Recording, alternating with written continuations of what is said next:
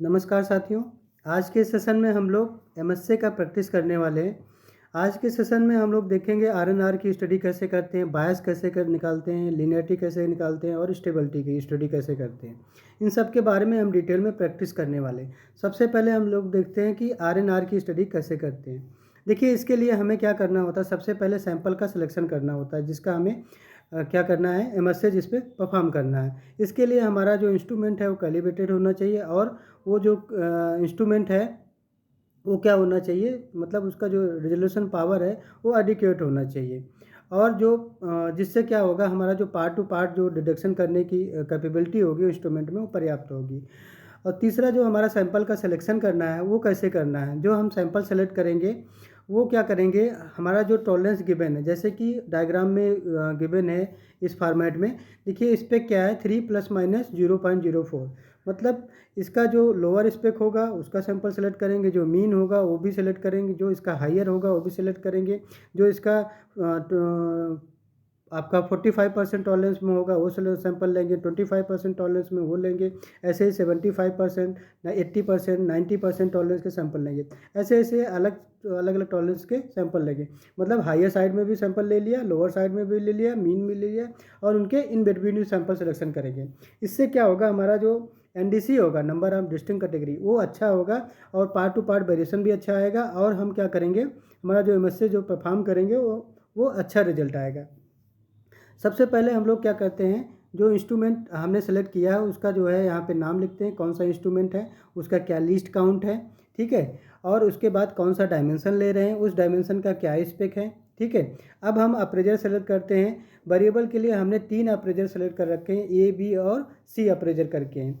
तो अब सबसे पहले हम जो अप्रेजर होते हैं उनको जो सैंपल देते हैं उस सैंपल पे क्या है, हम अपना एक मार्किंग कर लेते हैं, एक ग्रेड लिख देते हैं, जिससे हमें पता रहे कौन सा सैंपल हम पहले अप्रेजर को दे रहे हैं, ए को, और कौन सा बी को दे रहे हैं, कौन सा सी को दे रहे हैं। तो एक अप्रेजर को जो है एक पार्ट पे या एक सैंपल पे 3 रीडिंग लेनी है, ठीक है। तो इसका ट्रायल क्या है, 3 है, और जो सैंपल हम ले रहे हैं वो 10 सैंपल सेलेक्ट किए हैं, ठीक है। अब हमने क्या किया, अप्रेजर ए को जो है पहले जो है एक पार्ट नंबर दिया हमने, ठीक है। मान लीजिए वो पार्ट नंबर 1 है, तो उसका रीडिंग अब हम यहाँ पे जो है मेंशन करेंगे। मान लीजिए उसकी रीडिंग क्या आ रही, 3.012, ठीक है। अब दूसरा जो अप्रेजर है उसको जो है हमने वो पार्ट दिया सेलेक्ट कर मेजरमेंट करने के लिए, ठीक है। अब उसकी जो रीडिंग आ रही है वो हम नीचे जो है अप्रेजर बी में लिख लेंगे, ठीक है। ऐसे ही अप्रेजर सी से मेजरमेंट कराएंगे, उसकी रीडिंग यहाँ पे 3.012 आ रही है। अब अप्रेजर जो हमारा ए है उसको जो है उसी पार्ट को दोबारा देते हैं और उसका मेजरमेंट नोट करते हैं। उसकी वैल्यू अभी क्या आ रही, 3.015।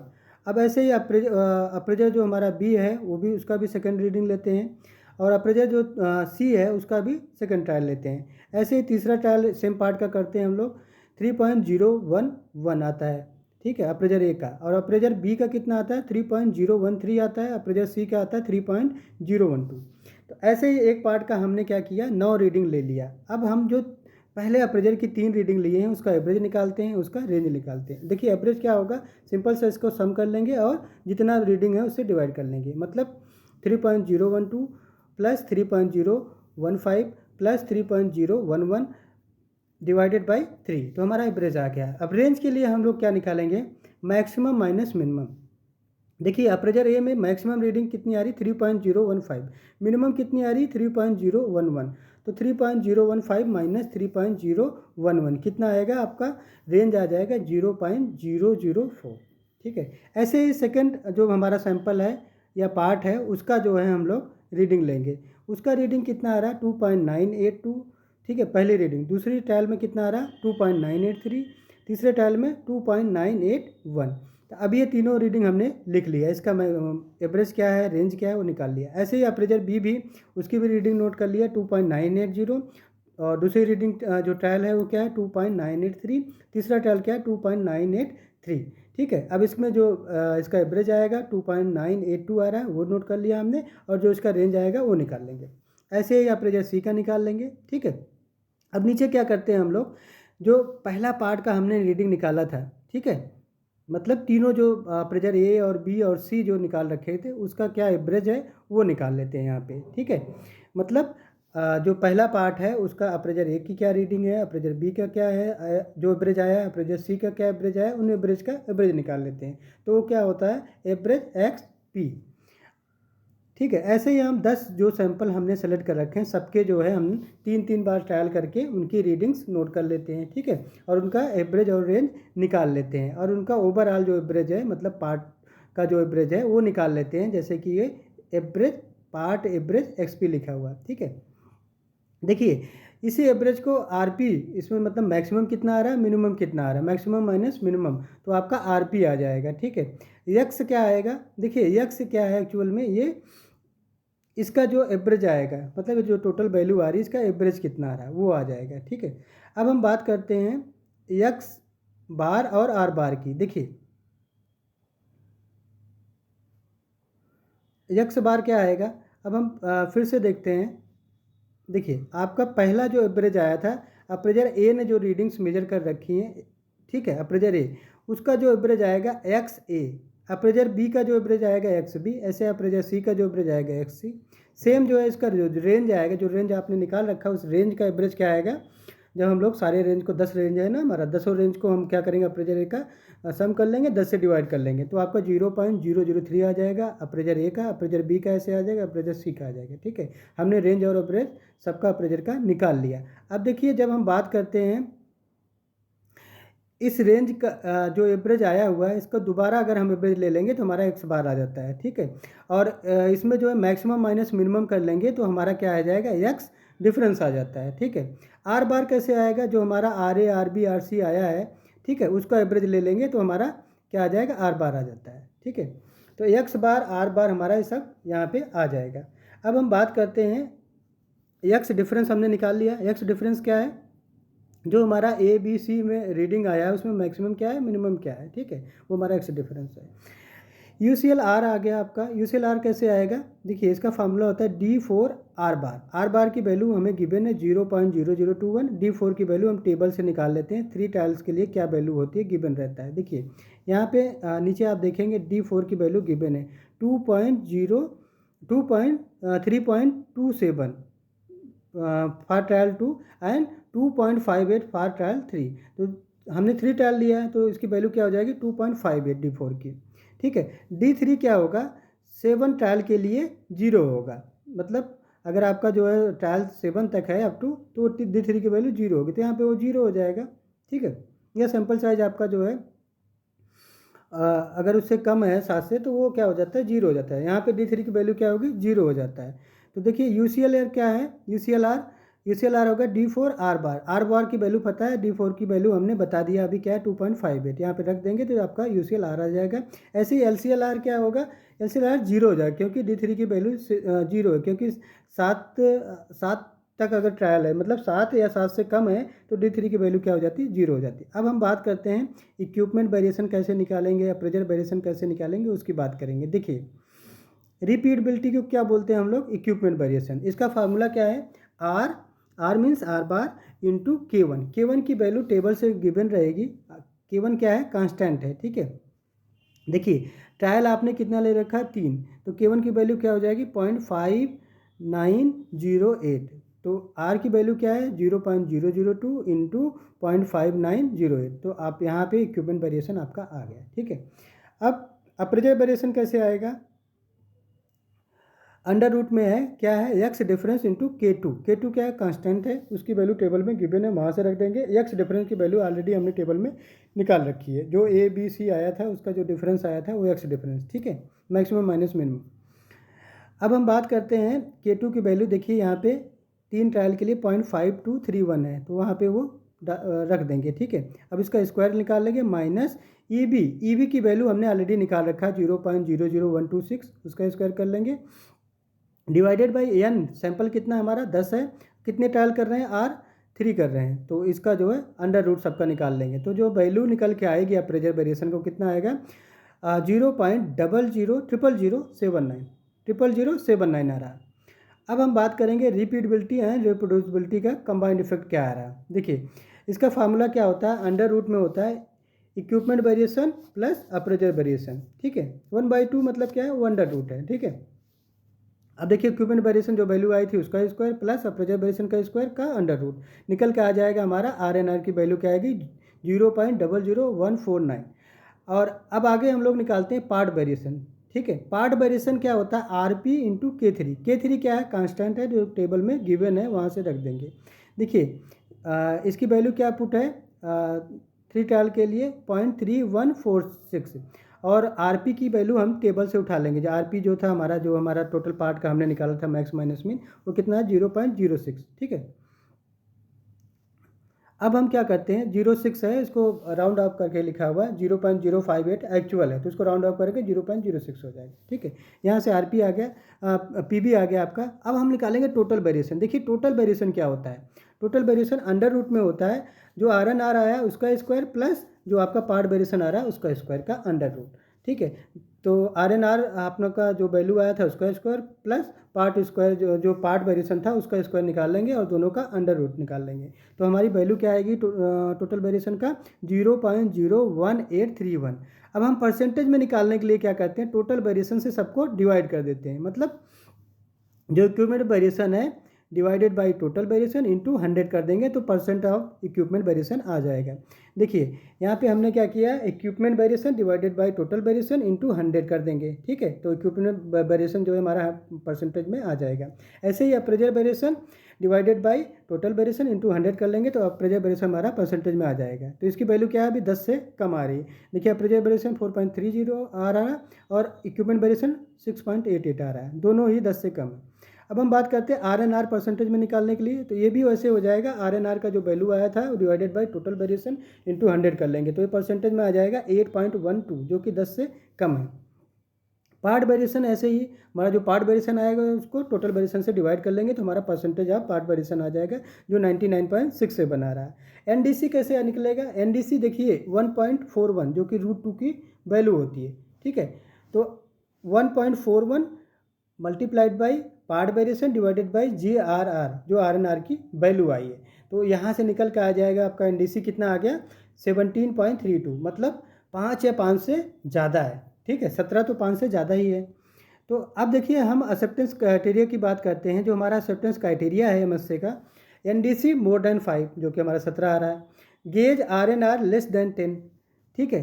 तो RNR की वैल्यू कितनी आई थी, हमारी RNR की वैल्यू हम देखते हैं कितनी आई थी परसेंटेज में 8.12 जो कि 10 से कम है। तो हमारा गेज सिस्टम क्या है, एक्सेप्टेबल है। लेकिन अगर मान लीजिए RNR की वैल्यू 10 और 30 के बीच में होती तो हमारा सिस्टम तो अवेलेबल एक्सेप्टेबल होता, बट कुछ इंपॉर्टेंस उसमें एप्लीकेशन होता, जैसा कि गेज का कॉस्ट क्या है, उसका मैन्युफैक्चरिंग क्या है, उसका रिपेयरिंग कॉस्ट क्या है, इन सब पे वो बेस्ड होता है। तो एक्सेप्टेबल कंडीशन क्या है कि RNR की वैल्यू 10 से कम होनी चाहिए, NDC 5 या 5 से ज़्यादा होना चाहिए, ठीक है।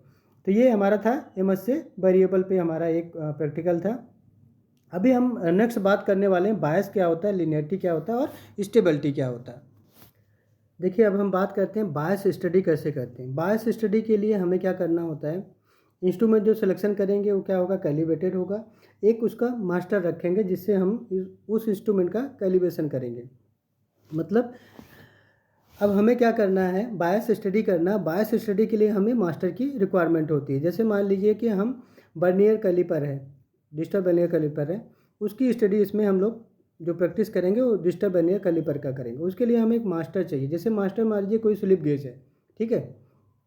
अब उस पर हम चेक करेंगे कि हमारा जो स्लिप गेज है, जैसे मान लीजिए 50 का है, तो उसमें क्या वैल्यू हमारे वर्नियर कैलिपर से स्लिप गेज की वैल्यू आ रही है। तो बार बार उसका मेजरमेंट करेंगे, ट्रायल्स करेंगे और उसकी वैल्यू नोट करेंगे, फिर उसका एवरेज लेंगे और बायस की स्टडी करेंगे, ठीक है। तो सबसे पहले हम लोग क्या करते हैं, हमने क्या किया, जो मास्टर है 50 का लिया है, ठीक है। अब उसका हम मेजरमेंट करते हैं। पहले जो रीडिंग आ रही है हमारा क्या आ रहा है, 50 आ रहा है। ऐसे ही दूसरी रीडिंग आ रही है 50 पॉइंट समथिंग आ रही है, फिर तीसरी रीडिंग, चौथी रीडिंग, ऐसे हम लोग कितनी बार कर रहे हैं, 15 to 20 ट्रायल्स हमने किया, ठीक है। ये सारे वैल्यूज़ हमने क्या किया, बायस की नोट कर लिया कि क्या वैल्यू आ रही है। अभी तो हमारा एक्चुअल मेजरमेंट क्या आ रहा है। देखिए बायस क्या होता है, बायस होता है कि जो आपका ऑब्जर्व एवरेज आ रहा है, रेफरेंस से क्या डिफरेंस है उसका, मीन्स ऑब्जर्व एवरेज और रेफरेंस का जो डिफरेंस होता है वो हमारा क्या होता है, बायस होता है। मतलब आपकी जो एक्चुअल वैल्यू आ रही है, ऑब्जर्व वैल्यू आ रही है, और जो आपका रेफरेंस वैल्यू है उनका जो डिफरेंस है वो क्या है, बायस है। देखिए अब हम बात करते हैं, हमने क्या किया, सारे रीडिंग जो हमारा मास्टर सैंपल ले रखा था जो 50 का था, उस पर बार बार हमने मेजरमेंट किया आपके वर्नियर कैलिपर से, ठीक है। उसकी जो रीडिंग आई वो हमने नोट कर लिया। ये रीडिंग हमारी यहाँ पे 20 रीडिंग्स हमने टोटल नोट कर लिया, ठीक है। अब इसका हम क्या करते हैं, इसका हम सम लेके निकालते हैं, टोटल सम क्या आता है, ठीक है। अब इस सम को जो है हम लोग क्या करते हैं, इसमें कंडीशंस लगाते हैं, बायस की कंडीशन लगाते हैं, मतलब बायस की बाउंड्री कंडीशंस लगाते हैं, ठीक है। बाउंड्री कंडीशन के लिए हम लोग D2 की वैल्यू क्या आती है, D2 स्टार, D2 की वैल्यू क्या आ रही है, अल्फा एल क्या आ रहा है, कॉन्फिडेंस जिसको लेवल बोलते हैं, ठीक है। और Y की वैल्यू क्या आ रही है, V की वैल्यू क्या आ रही है, ये सारी चीज़ें यहाँ पे नोट करते हैं। मिन मैक्स कितना आ रहा है, रेंज क्या आ रहा है, ठीक है।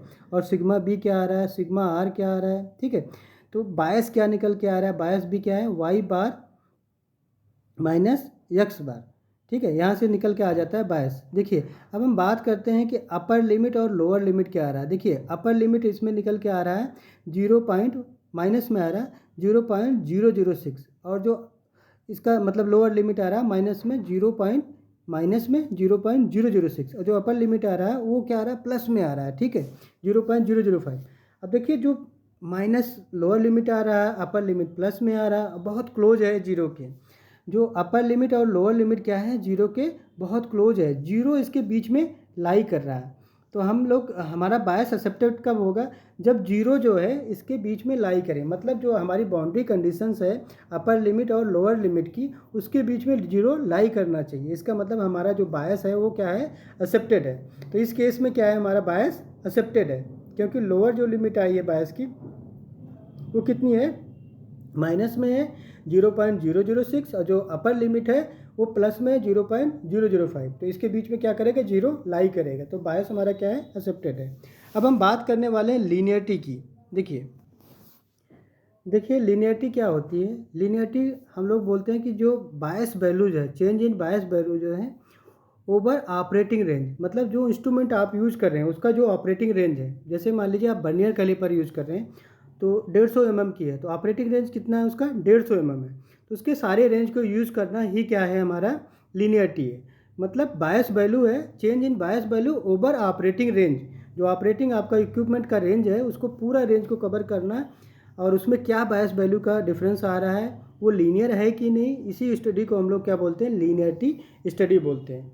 इसके लिए हमें क्या करना है, जो अभी हम बायस वैल्यूज़ निकाल रहे थे वो इंस्ट्रूमेंट के सारे रेंज को कवर करते हुए निकालेंगे। मतलब मान लीजिए 10 mm पे कोई हमने मास्टर ले लिया, उसका वैल्यू क्या आएगा, उसका बायस वैल्यू क्या आएगा वो निकालेंगे। ऐसे 20 mm पे क्या आएगा, 50 mm पे क्या आ रहा है, और 100 mm की स्लिप गेज मान लीजिए ले लिया, 125 की ले लिया। अब उसकी वैल्यूज़ हम जो है जो ऑब्जर्व वैल्यू आएगी वो नोट करेंगे और उसका बायस निकालेंगे, ठीक है। तो देखिए हमने क्या किया, 10 का निकाल लिया, 20 का निकाला है, ठीक है, ऑब्जर्वेशन जो निकाल रहे हैं, और 50, 100, 125 का निकाल रहे हैं, ठीक है। यहाँ पे हमने सारी रीडिंग इसकी नोट कर ली क्या आ रहा है, ठीक है। अब इसका एवरेज निकाल ले रहे हैं सबका, और बायस निकाल ले रहे हैं, ठीक है। अब इसमें क्या है, हम उसकी बाउंड्री कंडीशंस लगा देते हैं, ठीक है। तो देखिए ग्राफ में जैसा कि आप देख रहे हैं, इसमें क्या निकल के आ रहा है, हम इसको जो बायस वैल्यूज़ आएगी और उसकी जो बाउंड्रीज आएगी, पहले तो बाउंड्रीज हम प्लॉट कर लेंगे, फिर उसके बाद देखेंगे ये जो बायस के वैल्यू है ये क्या है, उस बाउंड्री के बीच में है और वो लीनियर है। अगर वो लीनियर है तो हमारी लीनियरिटी क्या है, एक्सेप्टेबल है। मतलब अब हमने क्या किया, इसकी टी वैल्यू निकाला, जो टी वैल्यू है वो क्या आता है, टेबल से जो निकल के आ रही है। देखिए टेबल में तो गिवन है टी वैल्यू, ये गिवन है टी टेबल, ठीक है। टी टेबल में हम देखेंगे टी, येलो से हाईलाइट हमने किया, TV/L/2, ठीक है। इसकी जो वैल्यू आ रही 4.035 आ रही है, और जो हमने टी स्टैटिक्स निकाल रखा है उसकी वैल्यू क्या आ रही है, देखिए 1.64, मतलब ये वैल्यू टी स्टैटिक हमारी कम है, टेबल से कम है। तो कंडीशन क्या है लीनियरिटी एक्सेप्टेबल की, linearity is acceptable if value of T statics is less than the value of TV/L/2, मतलब जो टेबल की वैल्यू है वो ज़्यादा होनी चाहिए as compare to T statistics, या टी स्टैटिक की वैल्यू कम होनी चाहिए टी टेबल से, तो हमारा लीनियरिटी क्या होगा, एक्सेप्टेबल हो। इस केस में हमारा लीनियरिटी क्या है, एक्सेप्टेबल है। जैसा कि ग्राफ में भी क्लियरली दिख रहा है, जो हमारा बायस है वो ऑलमोस्ट क्या है, लीनियर है। ठीक है, अब हम बात करते हैं स्टेबिलिटी की। देखिए, अब हम बात करते हैं स्टेबिलिटी की। स्टेबिलिटी की स्टडी क्या होता है? देखिए, स्टेबिलिटी क्या होता है? स्टेबिलिटी होता है जो बायस की वैल्यूज होती है, means change in bias value through operate, means change in bias value through with respect to time period. Means bias value का जो चेंज है वो टाइम पीरियड के हिसाब से क्या होता है।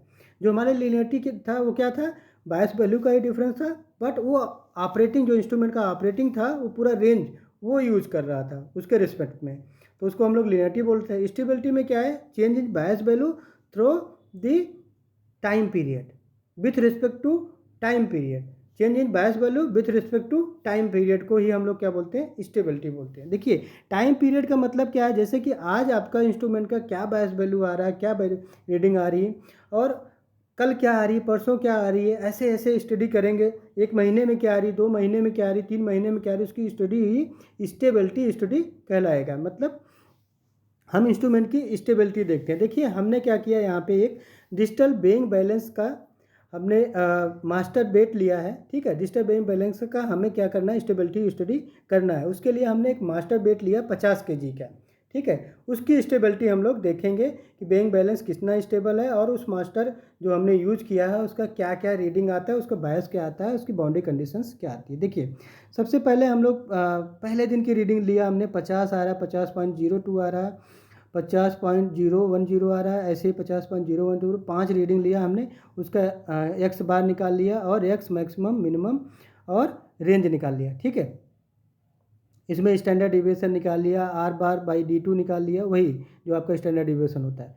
दूसरा हम बात करते हैं, दूसरे रीडिंग भी निकाल लिया हमने, मतलब स्टैंडर्ड डिविएशन तो पूरी रीडिंग्स का निकाल रहे हैं, जो भी आएगा उसका निकालेंगे। अभी हमने क्या किया था, एक रीडिंग लिया, उसका एक्स बार क्या होता है वो निकाल लिया, और उसका ये सारी चीज़ें हमने क्या किया, एक्स मैक्सिमम क्या है, मिनिमम क्या है, वो सारी चीज़ें यहाँ पे लिख दिया, और उसका रेंज क्या है। ठीक है, दूसरी रीडिंग हमने निकाल लिया ऐसे, उसका क्या है, क्या एवरेज आया।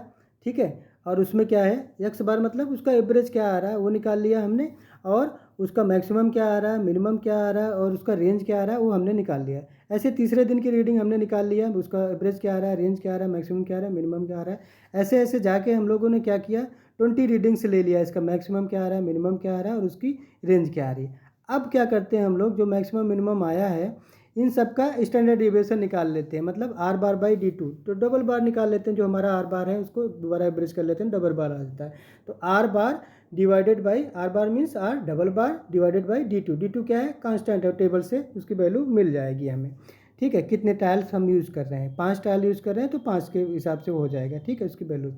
अब यहाँ पे हम लोग क्या करते हैं, UCL एक्स बार निकाल लेते हैं। UCL एक्स क्या होगा, X bar plus A2 into R bar. देखिए, आर बार मतलब डबल बार है। देखिए, X bar means double bar है, तो डबल बार की वैल्यू क्या है, जो गिवन है जो आर बार आया था सबका 20 रीडिंग का, उसका दोबारा निकाल लेंगे तो एक्स डबल बार आ गया। ठीक है, A2 की वैल्यू कांस्टेंट है, टेबल से मिल जाएगी। आर बार की वैल्यू क्या है, हमने जो हमारा आर बार आर आया हुआ रेंज सबका, तो 20 रीडिंग का रेंज आया, उसका एवरेज कर लेंगे तो हमारा आर बार आ जाएगा। ठीक है, ऐसे ही LCL एक्स आ जाएगा, वो क्या होगा, X bar minus A2 into R bar. ठीक है, तो एक्स बार की वैल्यू हमें पता है, A2 हम टेबल से हमें पता हो जाएगी, और आर बार की वैल्यू हमें पता है, वो पुट कर देंगे यहाँ पे। ऐसे ही UCL आर निकल आएगा, जैसे एक्स निकला था वैसे आर के लिए भी टेबल निकल आएगी। उसका फार्मूला क्या होता है, D4 आर बार, या आर बार इंटू D4 की वैल्यू क्या है, टेबल से निकल के आ जाएगी, और आर बार की वैल्यू हमें पता है। ऐसे LCL आर के लिए क्या होगा, देखिए D3 की वैल्यू 0 हो जाती है अगर 7 से कम हमारा अगर टाइल्स यूज़ कर रहे हैं या सिंपल यूज़ कर रहे हैं, सब कुछ साइज है। और उससे क्या होगा, आर बार की वैल्यू हमें पता है, लेकिन LCL आर क्या हो जाएगा, हमारा 0 हो जाएगा, क्योंकि D3 की वैल्यू क्या है, 0 है। अब हम लोग क्या करते हैं, इसको प्लॉट कर लेते हैं। देखिए, हमने क्या किया, प्लॉट कर लिया। उससे पहले हम इसकी देखिए, हमने प्लॉट कर लिया एवरेज चार्ट, और क्या किया हमने, रेंज चार्ट, इन दोनों पे प्लॉट कर लिया। अब इसमें क्या होता है, कोई भी मान लीजिए इसका जो अपर कंट्रोल लिमिट है, लोअर कंट्रोल लिमिट है, कोई एबनॉर्मलिटी इसमें है नहीं, मतलब कुछ भी जो है जो हम बोलते हैं कि असाइनेबल कॉजेज यहाँ पे प्रेजेंट नहीं दिख रहा है आर चार्ट और एक्स बार चार्ट में, तो हमारा स्टेबिलिटी क्या है, एक्सेप्टेबल है। इसके लिए देखिए एक न्यूमेरिकल कैलकुलेशन है कि टी जो कैलकुलेशन है, जो हम कैलकुलेशन कर रहे हैं इसका टी वैल्यू का, वो कितना आ रहा है 0.38, ठीक है, 1008, मतलब 0.38 आ रहा है अप्रॉक्सीमेट, ठीक है। और जो हमारा टेबल की वैल्यू है देखिए वो कितना आ रहा है, वो हमें टेबल से यहाँ पे दिख जाएगा। टी टेबल की वैल्यू कितनी आ रही है 2.08, देखिए 2.08 टेबल की वैल्यू ज़्यादा है किससे, जो हमने कैलकुलेट किया। तो इसका मतलब है हमारा अगर if calculated T is less than tea table, मतलब टेबल की वैल्यू ज़्यादा होनी चाहिए, टी जो हमने कैलकुलेट किया वो कम है, वो कम है टेबल के वैल्यू से, तो हमारा स्टेबिलिटी क्या है, एक्सेप्टेड है, ठीक है। अगर ऐसा नहीं है तो वो क्या है, एक्सेप्टेबल नहीं है। If not it is evidence for excessive instrument variation, इसका मतलब इंस्ट्रूमेंट में बहुत वेरिएशन है। तो स्टेबिलिटी एक्सेप्टेबल कब होगा, तो एक तो हमने बता दिया जो हमारा एक्स चार्ट और आर चार्ट बना हुआ, मतलब एक्स बार और आर चार्ट बना हुआ है, उसमें हम देखेंगे एक्स जो हमारा एवरेज का चार्ट है उसमें कोई असाइनेबल कॉज तो नहीं है, जो हमारा रेंज का चार्ट है उसमें तो कोई असाइनेबल कॉज नहीं है।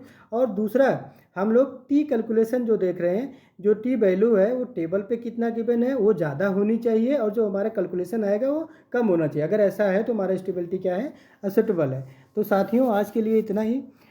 हम जो मेजरमेंट सिस्टम एनालिसिस का एट्रीब्यूट है उसका भी हम लोग एक वीडियो बनाएंगे, उसके बाद उसका एक्चुअल प्रैक्टिस करेंगे। Thank you very much.